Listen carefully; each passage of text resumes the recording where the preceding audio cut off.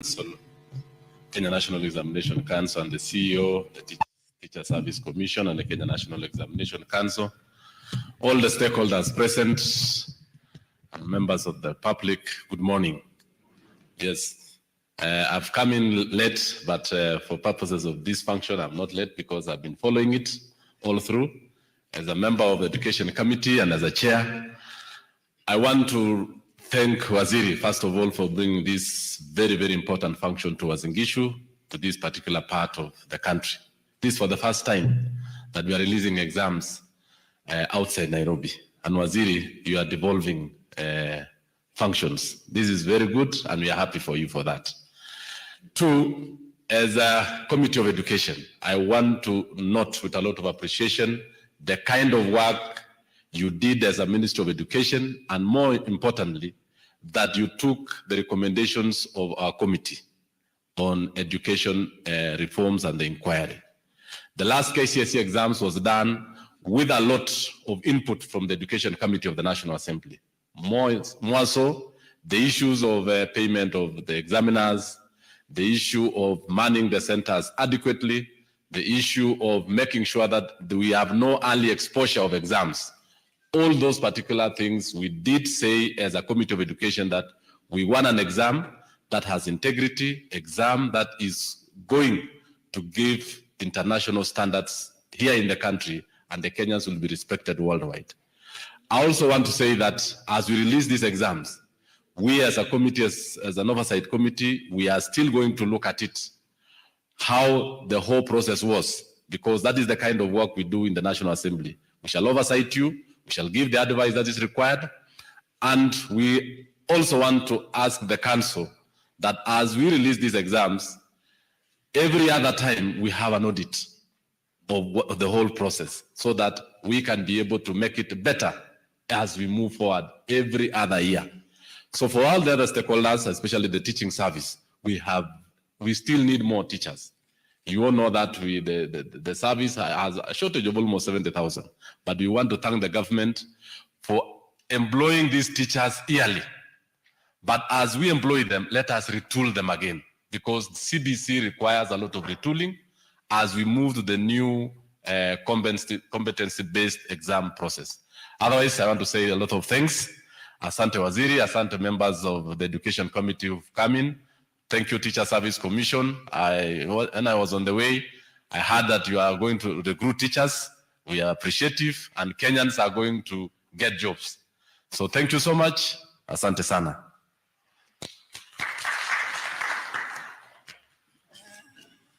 Asante sana, Chair.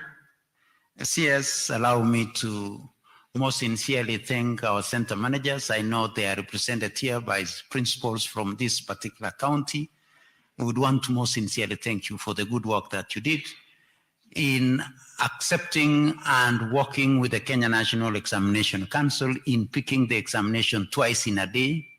I know when this was announced earlier, there were some cheaters, but I think at the end of the day, we all realized that it was for the best interest of one, our learners, and two, our country, because we would want to maintain the integrity of our certification, and we would want to say thank you very much.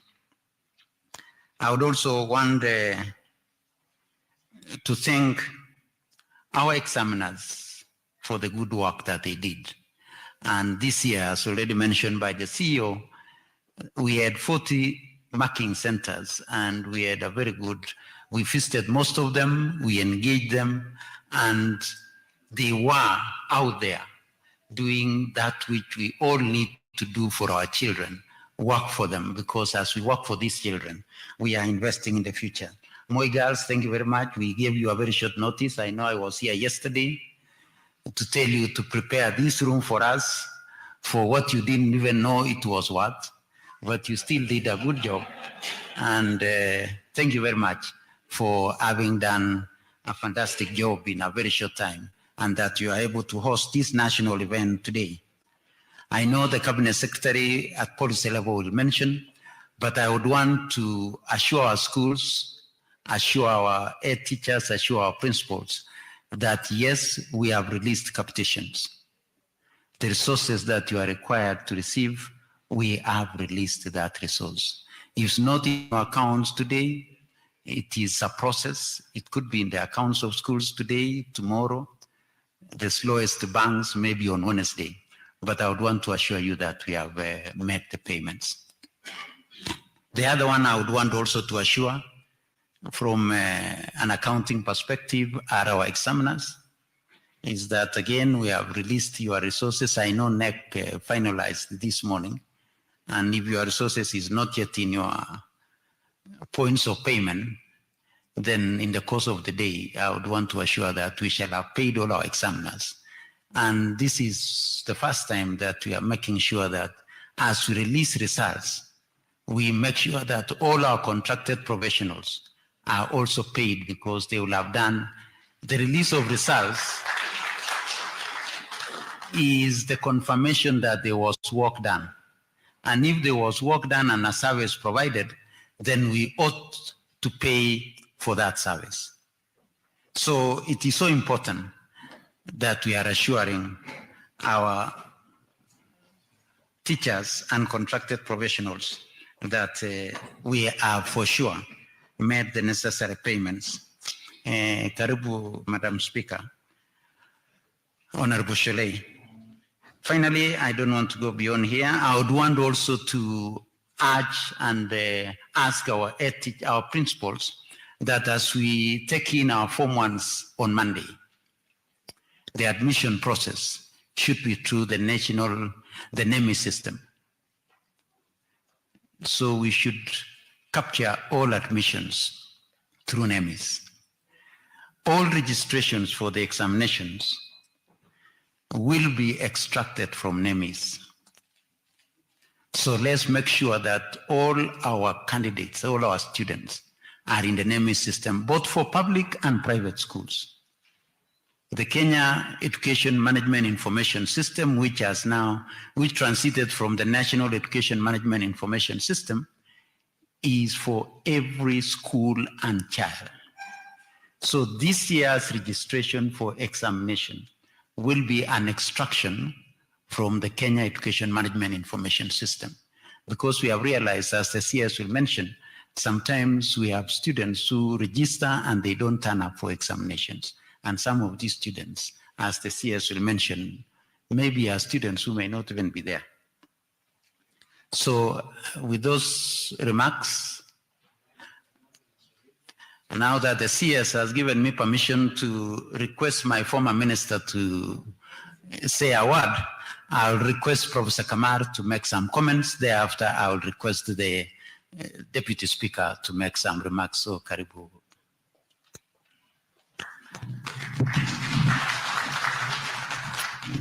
Thank you very much. Our CS of Education, Honorable Achogu, our PS, all the stakeholders in the Education Center, the Education Committee members, Madam Speaker. CS, I'm very delighted that you decided to decentralize where you release results. I really want to thank you for that. Not only because I'm from Uasin Gishu, but also because I'm an old girl of this school. I was in Highlands those days. This was our assembly room. I want to thank the principal. She's a wonderful principal. I've been visiting, and you give her 10 minutes notice, PS, and she will do it.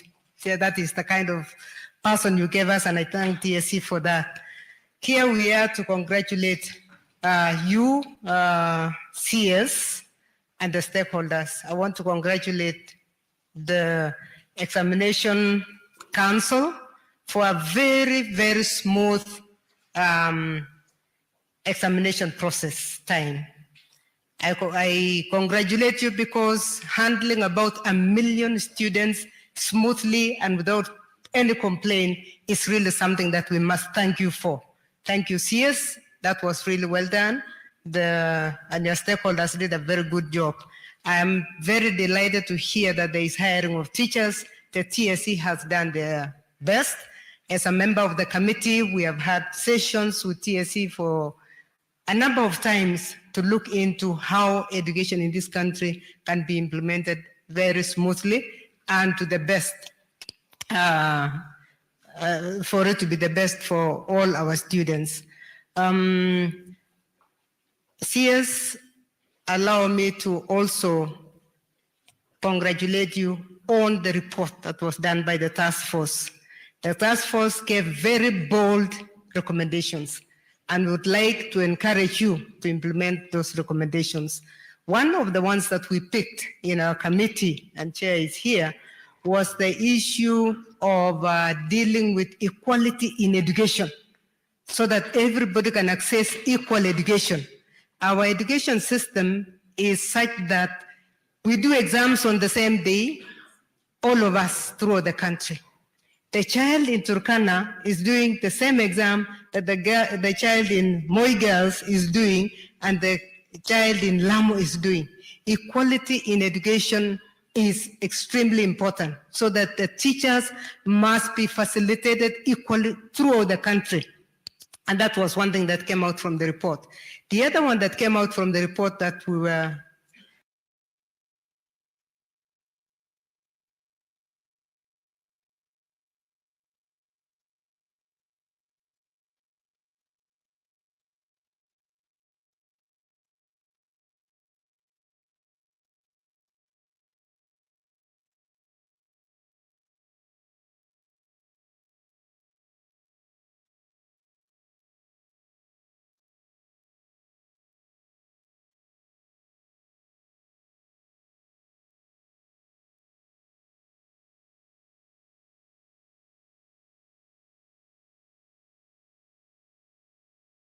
That is the ongoing release of the 2023 Kenya Certificate of Secondary Education happening at the Moi Girls School in the county of Uasin Gishu. That's Eldoret to be specific, where we had an array of speakers, amongst them the Chief Executive Officer of the Kenya National Examination Council, who made the announcement that the registration for Kcse and Kcse will be starting the 29th of January and will end 2 months later on the 29th of March, the 60-day period with which he said the candidates should be registered. And further, the Principal Secretary, Belio Kipsang, also said that the details of the candidates for Kcse will be extracted from the Management Information System, names which he said will be the backbone of the data that the Ministry of Education will be using. Among the other officials who also spoke is the Chief Executive Officer of the Teacher Service Commission, Nancy Macharia, who said that 29,876 examiners had led to the marking of the Kenya Certificate of Secondary Education, and thereafter also committing that the Teacher Service Commission will be working on an elaborate plan to get additional teachers until the deficit is bridged, talking about 42,117 teachers, which is the shortfall at the moment of the junior secondary schools across the country, even as now the country shifts full gear to the competency-based curriculum. Among the other speakers was also the chairperson of the National Assembly's Education Committee and Tinderet Member of Parliament, Julius May, about the shortage of 70,000 teachers, which he said the government is at the moment focused on, with a priority and a focus on the employment of the tutors. To what he said is the elaborate scheme the government is at the moment deploying to ensure that the education sector is not affected by the shortfall. Also, the retooling aspect he talked about of the teachers and the competence-based curriculum, which he said will be benefited by the retooling of the teachers. The education officials, led by the Cabinet Secretary of the Ministry of Education, Ezekiel Machogo, briefed President William Ruto early morning in Eldoret, where they had taken him through the outcome of the 2023 Kenya Certificate of Secondary Education that at the moment is ongoing. The release that is a function at Moi Girls in Eldoret, and the last speaker was Professor Margaret Kamar. According to David Nyangere, the CEO of the Kenya National Examinations Council, 899,453 candidates sat for the examination. No single case of early exposure, he said, in the second paper examination rolled out by NEC was experienced across the country, and congratulating the examiners who said that the center managers who had center managers during the examination period, which were administered in November last year, and also talking about the registration of the candidates. These were the earlier pictures of the Education CS Ezekiel Machogu and other officials who have briefed President William Ruto in Eldoret, taking him through the outcome and an executive summary of the outcome. There you see Belio Kipsang, the Principal Secretary, and also the Chief Executive Officer of the Kenya National Examination Council, David Njengere, and also Julius Nyabundi, who is the Chairperson of the Kenya National Examination Council, and also the Chief Executive Officer of the Teacher Service Commission, Nancy Macharia. The interesting bit is that the release of the 2023 Kcse examination comes against the backdrop of the release by the Ministry of Education officials and confirming the timeline that is last week and coming to today, of course, when it's the revised that unveiled. And this is the amid the revised structure of the reduction of number of compulsory subjects that were used to reach the candidates' final score from previous 5 subjects to only 2, according to the Ministry of Education. And under the new grading by the Ministry of Education, the 2 compulsory subjects will be mathematics and any language, either English, Swahili, or national sign language. The 2 compulsory subjects now, according to the Ministry of Education, are mathematics and a language, and the other marks will be derived from the 5 best performing subjects. The changes are part of the recommendations as contained in the Presidential Working Party on Education Reforms that was put together by President William Ruto, and which had given him or handed a report to him with an aim to increase university entry qualifications across the country.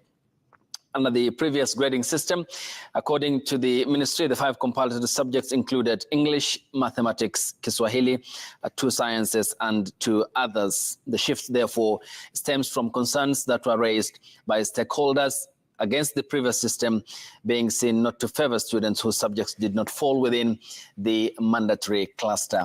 And that is at the moment what is happening at Moi Girls in Eldoret in the county of Uasin Gishu, where President William Ruto early morning, just a brief of what has happened, was briefed and given a summary of the outcome of the 2023 Kenya Certificate of Secondary Education outcome. Among the first speakers was the Chief Executive Officer of the Kenya National Examination Council, David Njengere, who talked about, besides the number of candidates who sat for the examination, the registration for this year's examination, which he said will be starting on the 29th of January, that is in about 21 days' time, and is set to lapse on the 29th of March. That is the 2 months window period, which he said will be ample enough for the registration of candidates for Kcse and the Kcse examination. 60 days, which he said is enough for the education stakeholders across the country, both private and in public, to help in the registration of the candidates. Also taken to the podium was the Chief Executive Officer of the Teacher Service Commission, who talked about the very critical component of teacher redistribution across the country, and talking of the shortfall at the moment of the teachers needed for the junior secondary schools across the country, talking about a number of 42,117. She says of the required 99,045, the Teacher Service Commission so far has on its record and paper sheets 56,928, therefore a shortfall of 42,117, which she said that the Teacher Service Commission is focused on with overwhelming priority, and that they should be absorbed as well. Talking about also additional teachers until the deficit is bridged, and committing before the stakeholders that the commission that she leads will be focusing on that. She also highlighted the more than 100,000 NEC officials and examiners for that matter, and to be specific, pointing out the 29,876 examiners across 40 centers who marked the Kcse examinations of 2023. And also others who spoke included the chairperson of the Education Committee, Julius Mene. We now get back to Moi Girls High School in Eldoret, the county of Uasin Gishu, where the function is underway. And let's listen in. Moi Girls Eldoret. This is the very room that we used to have our assembly in. It was still a very small school those days. And today I've come accompanied with my cousin who was always my classmate, Chebet Chenjor. So I was telling her, let's go back to our old school and support Waziri. So Waziri, thank you for actually having the wisdom to decide to announce the results, not only from my hometown, but also from my former school. Thank you. And for me, this announcement of results is very dear to me because like Honorable Kamara said, that we should encourage, and that is my message to those who will receive their results today. I congratulate you all for whatever results you will get. But most importantly is to tell you that whatever results you get is not going to define you. I must tell my own story. When I did my CPE in Hill School, Eldoret, I was at the bottom. I couldn't get a place in secondary school. But because my sister was already at Loreto Convent, Matunda, the nuns decided to allow me to go to the school just to keep us together. And by the time I finished at Loreto Matunda, I was top of my class.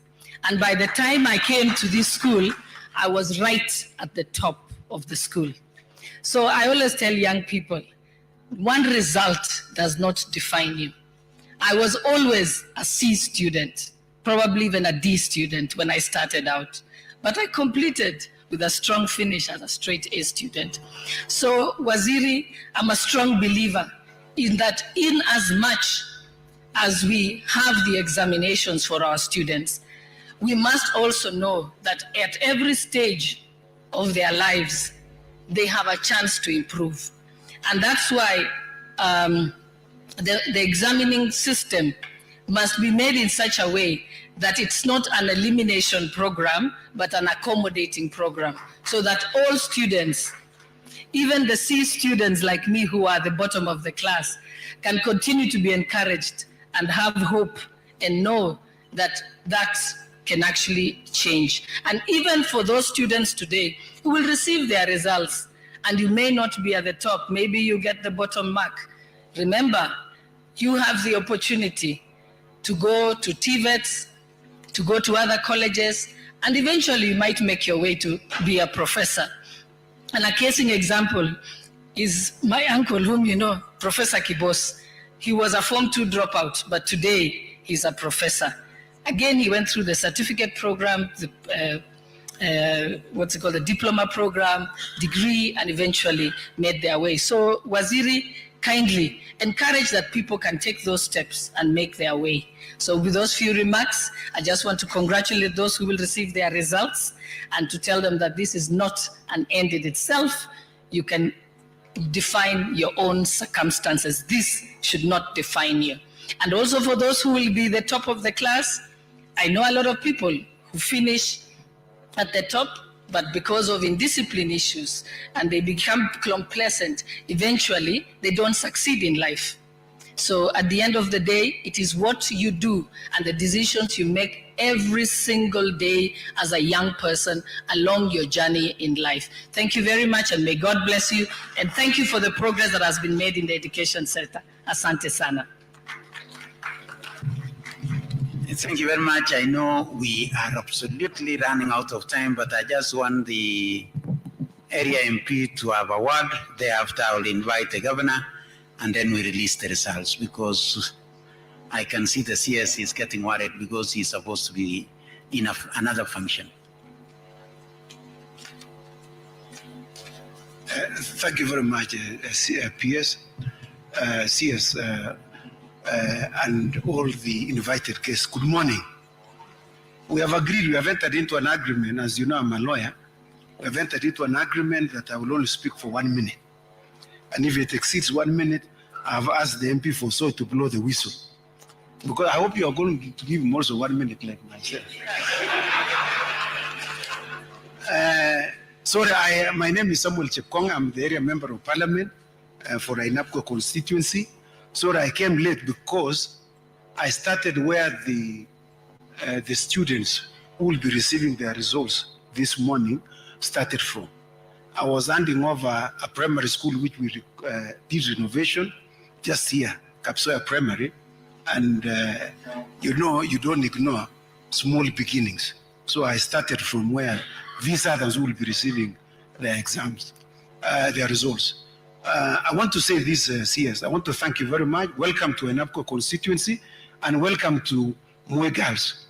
This is one of our flagship secondary school.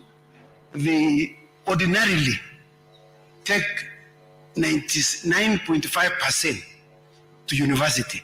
So when you release the exams, I hope it is going to be 100%. If it is not, then we will doubt. Because we have established a precedent. You know, I told you I'm a lawyer. So when a precedent has been established, you don't depart from it. It can only be 1 degree or 0.5. So the results we'll be expecting this morning for Moi Girls would be in excess of 99.5%. And if we don't get there, we know that we'll doubt the results. We will know that we didn't work very hard. You know, I want to finish by saying, as you have made this place, indeed your home this morning to release the exams, we are truly very grateful that you have honored us as a constituency and as a county. So I want to thank you very much because, you know, when President Nelson Mandela came out of prison in 1991, this is what he said. He said, and he found South Africans who were very poor in terms of education. They were very ignorant because they were not taught on a number of issues. And he said education is the most powerful weapon you can use to change your world. So, Mr. Minister, as you release these exams, I am sure those who will be receiving the exams, whatever grades they will get, that grade will change their world. Whether they will get a C minus, which, you know, as you know, Mr. CS, I have 2 TTIs in my constituency. I have RV TTI and I have KTTI in Kipkabos. And I'm also completing KMTC in Balforest, which will be opening in August. And so we have very many places where these students will go. So nobody is a failure. Everybody will have succeeded in whatever grade they would have gotten. I thank you very much and God bless. Thank you very much.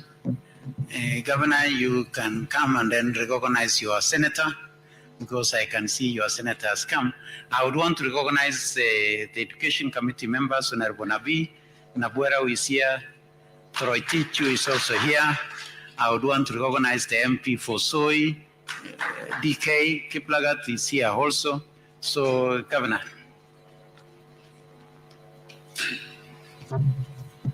Thank you very much, Bwana PS, our CS and education team, our leaders, county leadership. With us is Senator Mandago, because we have no time.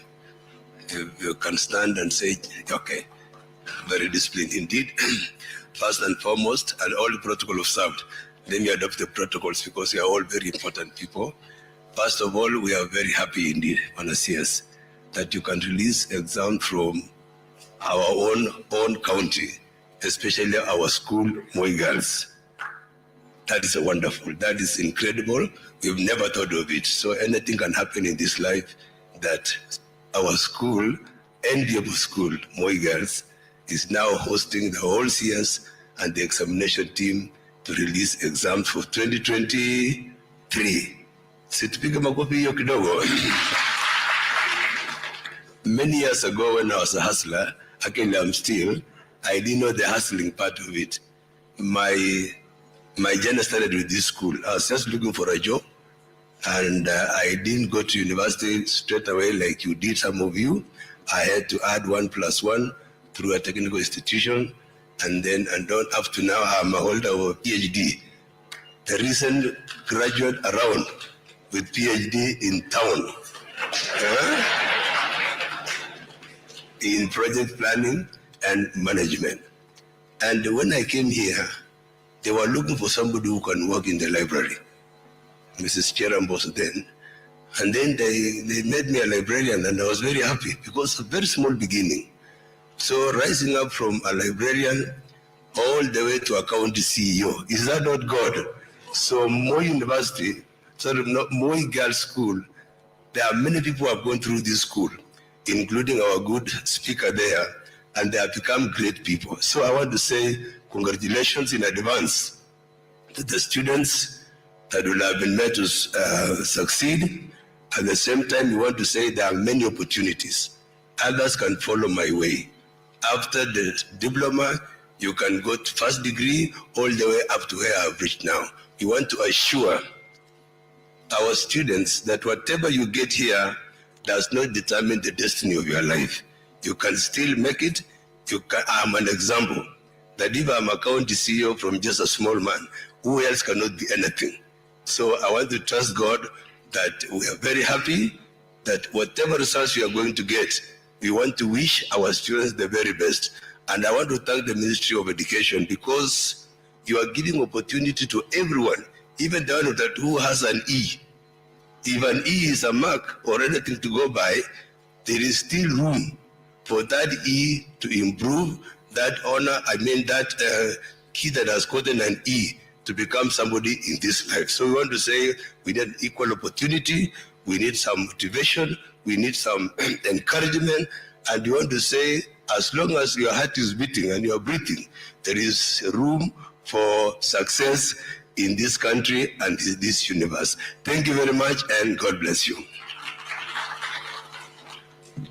Asante sana, Governor. So finally, I would want to request our colleagues from the field who are here that immediately after this, we have a function at Kamagut Primary School. Let's all meet at Kamagut. And with those remarks, it's now my humble duty to request and to invite the Cabinet Secretary to now to make his comments and release the results for 2023. Karibu Waziri. Yeah, thank you very much, PS.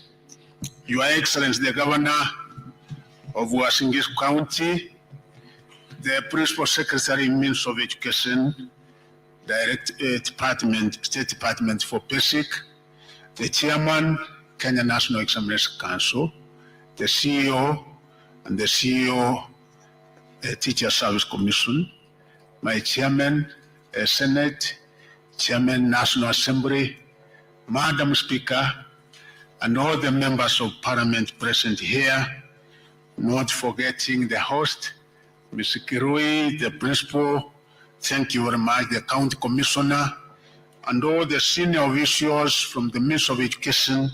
Good morning. Members of the fourth estate, thank you very much. Good morning. Yeah, thank you very much. This morning, I had an exceptional engagement with His Excellency the President of the Republic of Kenya, Dr. William Samoei Ruto, as a prelude to this event, during which I will be releasing the 2023 Kenya Certificate of Secondary Education Examination results. Our lengthy conversation also attended by my senior education sector leaders who are together with me here, focused on the broad, deliberate, and robust reforms that our country is so ably rolling out in the face of a challenging economic environment. One of the discussions was on teacher employment, and my chairman is here. His Excellency made it clear that in the next financial year, we will again be employing another 20,000 more teachers. During our engagement, His Excellency President Ruto made it abundantly clear to us about the government's unwavering commitment and undivided attention to the provision of quality education to all Kenyan children, right from the ECD level to university. The President instructed us to ensure that there would be no Kenyan child who would be left behind in the enrollment to school, retention, transition, and progression until completion of the basic education level in line with our Constitution. Additionally, the President gave us firm instructions to particularly ensure that runners from all sets of households especially those whose families are at the bottom of the economic pyramid, are financially supported to access all levels of running in tandem with the government's bottom-up economic transformation agenda. The release of 31.34 billion to primary, junior, and secondary schools. To purchase the President's commitment, the provision of the free running program in the primary school level and the free tuition learning program at the junior and the secondary school levels, the National Treasury released Kenya shillings that 1.34 billion to support runners enrolled in the subsector. These funds have effectively cleared the way for a smooth opening of schools for the first term of the 2024 calendar year countrywide as effective from today. This disbursement was distributed as follows. Free primary education, 4.74 billion. Capitation for junior schools, 7.60 billion. And I'm also happy that His Excellency and the government gave out examination and invigilation fees, 2.80 billion, and like before, where those who worked in refrigerators and the rest used to wait for almost a year, today we're actually completing each and every payment. There will be nothing pending. Secondary schools, government has given out 16.20 billion, making the total 31.34 billion. I did have an engagement that was last week on a Tuesday between my peers, the CS National Treasury and the PS National Treasury, and the money was released to us on Wednesday. We have dispersed this money to all the schools, and I'm sure that the money must by now be in the respective accounts of the schools, may it be primary, junior school, or secondary schools. This year, our first cohort of the CPC will be transitioning to grade 8 and the junior school. Although we are also excited at this milestone, we are also aware that the cohort will be transitioning to grade 9 in 2025 and will be expected to pose a massive strain on our existing infrastructure. To preempt this crisis, the government is set to spend 12.8 billion to facilitate the construction of classrooms in the junior schools in conjunction with members of parliament. Through these funds, we expect to have 15,015 classrooms ready for use in junior schools for grade 9 next year. In line with the Presidential Working Party on Education Reform report, the Ministry of Education has rationalized the number of running areas and the curriculum designs in terms of scope and integration of subjects within learning areas as a way of eliminating content overload and overlaps in the basic education. The Ministry has already issued instructions to schools to ensure that the implementation of these changes starts with effect from today in all schools hosting CPC runners.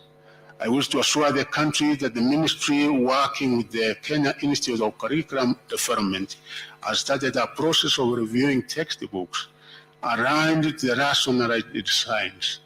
In the meantime, I urge teachers to continue using the existing already approved textbooks since they have relevant content, tasks, and assessments for runners as guided by the curriculum designs.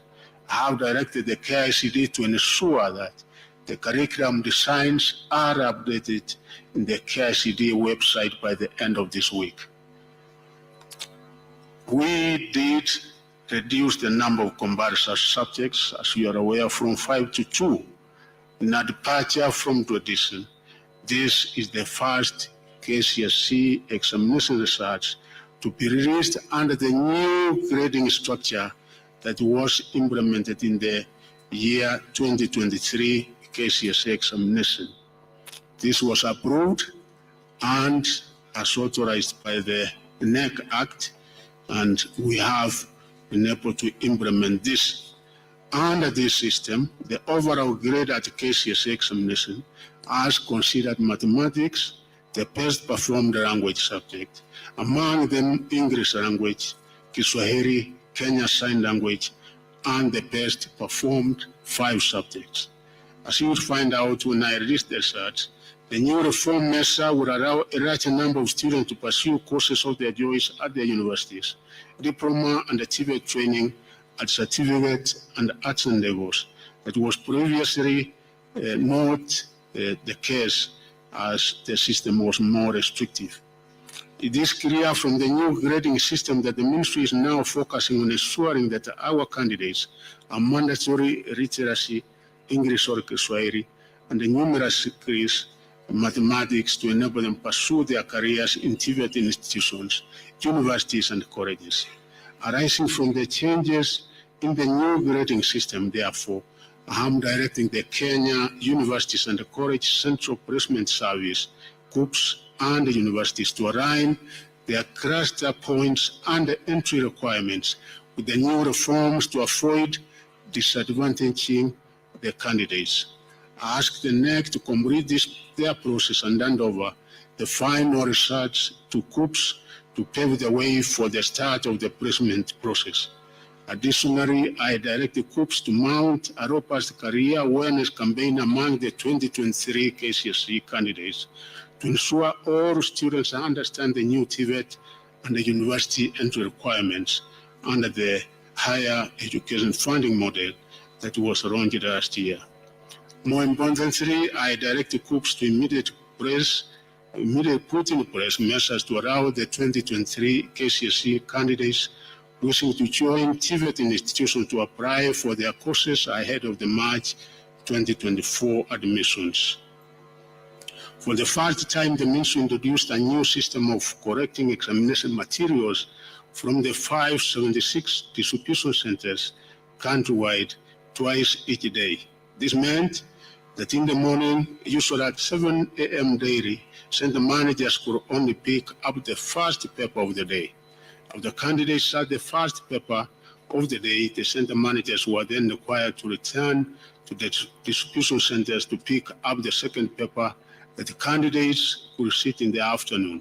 I'm happy to report that this change in examination distribution, coupled with the efficient work of examination professionals, was able to substantially reduce the cases of early exposure of examination papers. I wish to thank all the center managers who took their time to effect the double correction policy and uphold the integrity of our examination.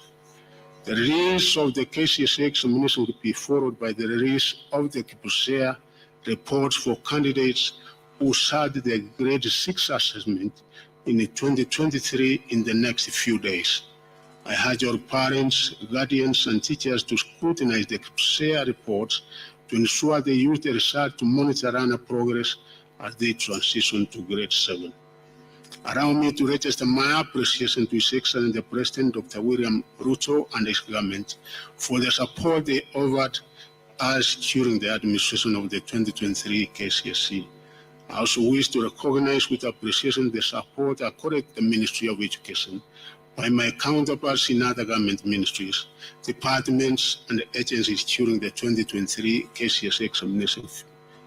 The multi-agency collaboration spearheaded by my colleagues Professor Kindiki and Waro of the Ministry of Interior and Coordination of National Government, and IT and Digital Economy, respectively, was impressive.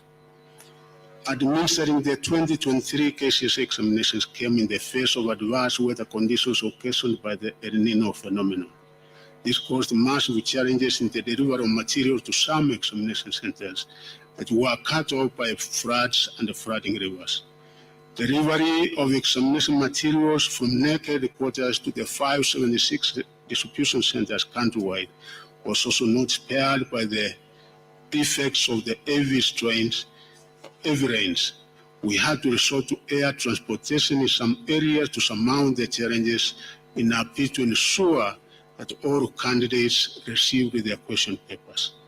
The examination administration was also threatened by insecurity in some parts of the country, such as banditry-related instances, as well as acts of thuggery.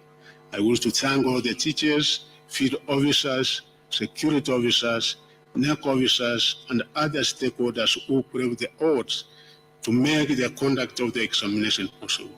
I also wish to thank members of the public who came in to support the process in various ways. Allow me to also commend the 2023 Kcse examiners who reported the 40 marking centers immediately they were called upon after the conclusion of the administration of the examination. As I promised during the release of the 2023 KCPE examination results, all the examiners have now received their payments, and immediately after this, through M-Pesa, we are making sure that by the end of the day, this must be done. Overall, I wish to thank the Almighty God for the successful completion of the 2023 Kcse examination administration cycle. I also thank you for assembling here this morning for this exercise of releasing the 2023 Kcse results for the 899,453 candidates who concluded the examination on November 24th, 2023, and are now eager to join various higher learning institutions to pursue careers of their choice. When I released the 2023 KCPE examination in November 23rd, 2023, November, I promised that the Kenya National Examination Council would administer a supplementary examination for 9,000 candidates who failed to sit the examination. Upon further audit and scrutiny of the number of candidates who actually failed to sit the examinations, the Council has only been able to trace 2,000 eligible runners. Since the number so far located is more to warrant a national examination, it has been decided that the 2,000 candidates join Form 1 starting January 8th, January 15th, that is next week, and be allowed to sit qualifying examination later. They will, however, be advised to ensure they sit the individual qualifying examinations by the time they join Form 3 to enable them to be registered to sit the Kcse examination at Form 4. I direct the Council to release further guidelines regarding the entry examination. During the 2023 Kcse examination, a total of 899,453 candidates sat the examination compared to 881,416 candidates in 2022. This represents an increase of 18,037 candidates, which is 2.05%. However, I should note that the number of candidates that sat the Kcse examination last year, was raised by 3,685 compared with the number that actually registered to sit the examination. I'm concerned with the number that failed to sit the examination, as it could point to a situation where some schools could be inflating the figures of registered candidates to meet the minimum threshold of 30 candidates required to be enlisted as an examination center. Although there could be more reasons for the missing candidates, any misrepresentation of figures could imply a wastage of public funds since the government pays examination fees for candidates based on the data submitted by schools. I therefore direct the relevant Directorate of Quality Assurance to work with the Kenya National Examination Council to investigate the 3,685 candidates who failed to sit the 2023 Kcse examination with a view to unearthing the true identity and whereabouts of the 899,453 candidates who sat the 2023 Kcse examination.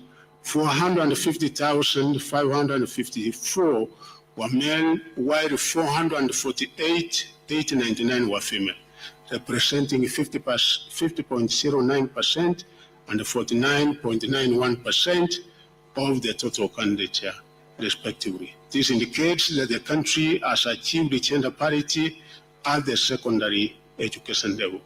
During the year 2023, Kcse examination in 11 counties had a significant entry of more merit and female candidates.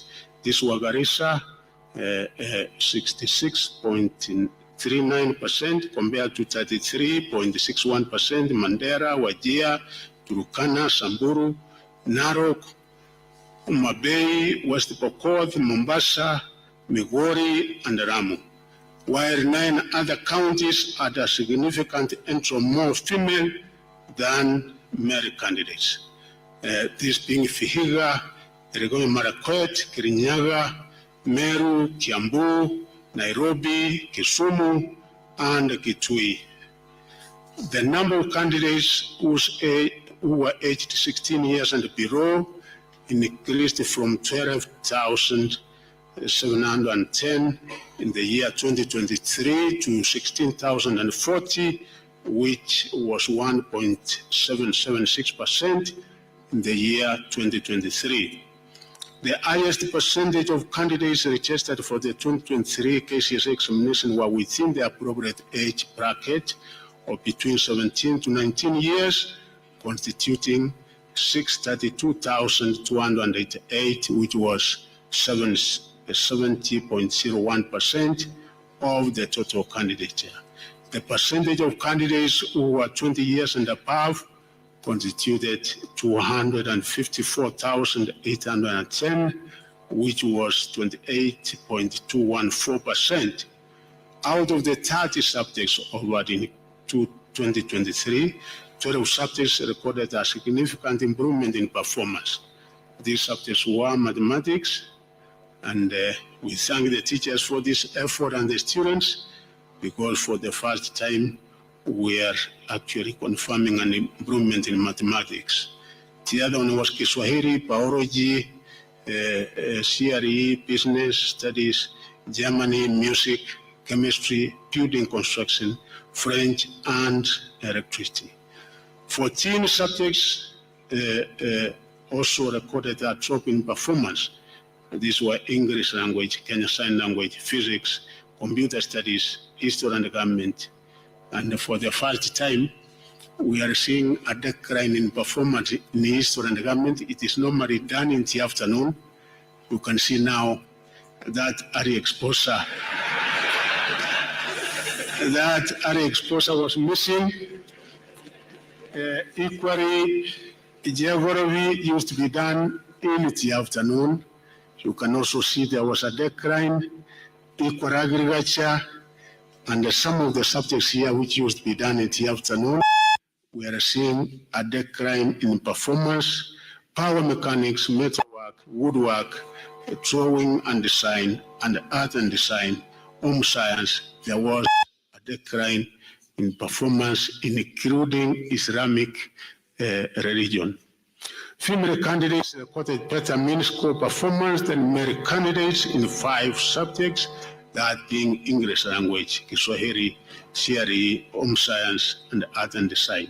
Male candidates recorded better mean score performance than female candidates in 10 subjects, this being mathematics, biology, chemistry, general science, history and government, geography, agriculture, computer studies, and business studies. There were 1,216 candidates, which is 0.14%, who obtained an overall grade A in the year 2023, compared to 1,146,000, which was 0.13% of the candidates in the previous year, that is 2022. The number of candidates who attained the minimum university entry qualification this year, C+ and above, was 201,133, which was 22.27% in the year 2023, compared to 173,345, which was 19.62% in in the year 2022. This is as a result of the application of the new grading system that reduced the number of compulsory subjects required to compute the mean grade. The number of candidates attaining a pass grade D+ and above was 526,222, which is 58.27% in the year 2023, compared to 522,588, which was 59.14% in the year 2022. The national schools produced the highest number of candidates with an overall mean grade of A, where we had 889 A's from national schools, which was 2.486%, followed by county schools, 172 A's, which was 0.096%. Private schools, we had 143, which was 0.221%. County schools, we had 5, which was 0.004%. And the sub-county, and I would like to give an emphasis this, these are day schools which had 7 A's and over, which was 0.001%. Overall, I'm improved by the quality of grades that are coming out of our day schools that produced 283 candidates with mean grade of A and minor and A minor in the 2023 Kcse examination. I urge all stakeholders to invest more in the sub-county schools where more of our runners attend schools. You will also be able to see from the table that sometimes we assume that everybody who goes to a national school gets a university entry, but you can see about 20 of the candidates had a mean of a D- from national schools.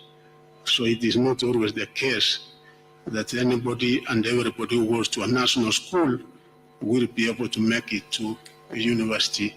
And you have seen the miracles and what is being done from day schools.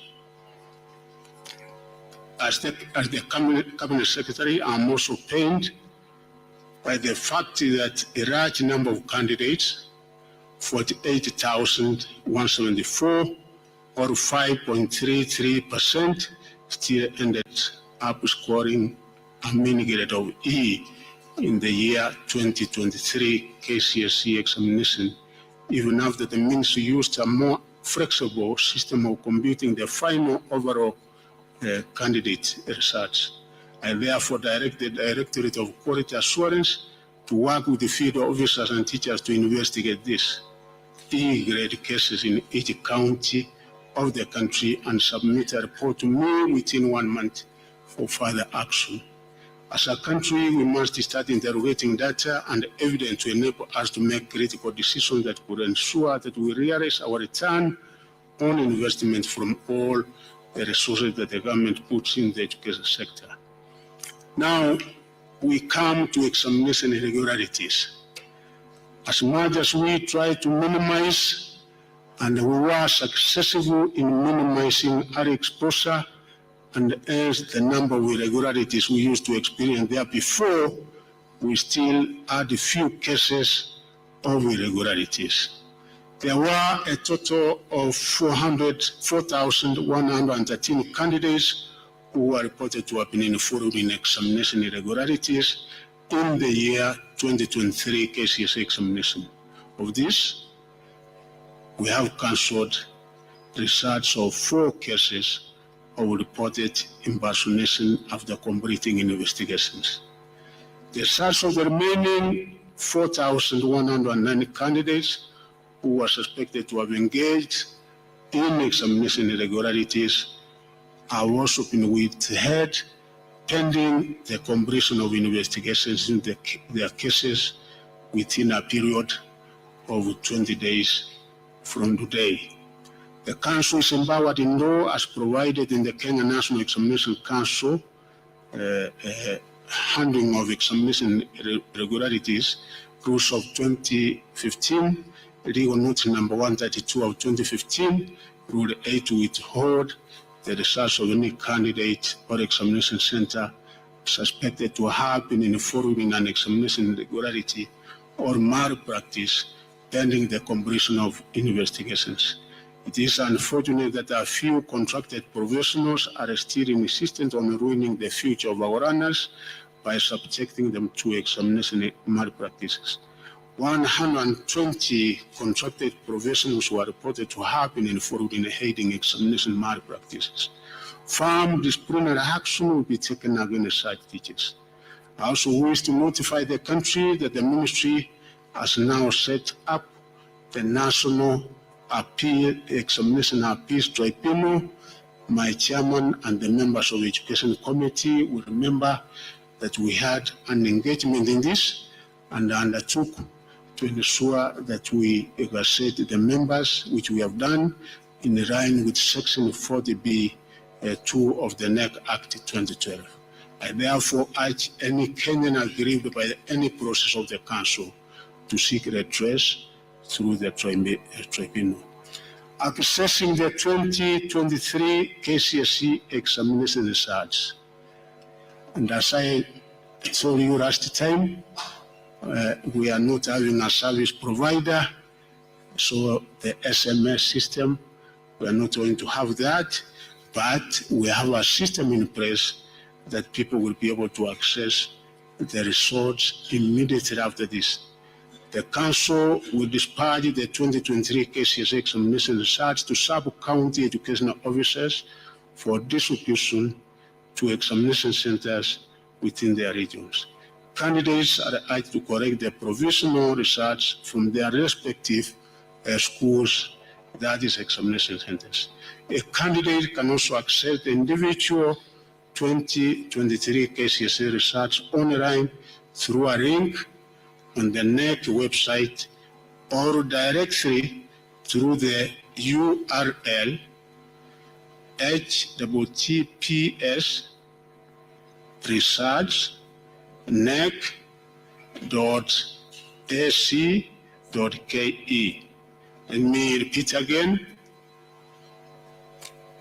One can directly access either through the NEC website or directly through the URL https research.nec.ac.ke, and you will be able to get your research. This time around, we have worked with the engineers and the experts, and we are sure that the website and this particular system is working so that Kenyans will not be able to have the kind of inconvenience that we had last time when using a service provider. You will be required to enter your candidate's index number and the names as per the registration data for the 2023 Kcse examination. The results will be available immediately after this exercise. I now declare the 2023 Kcse examination results officially released and wish all the candidates the best in their future academic journey. I also wish all runners, teachers, parents, guardians, and all the stakeholders a happy and prosperous New Year 2024. Thank you and God bless you. Thank you very much.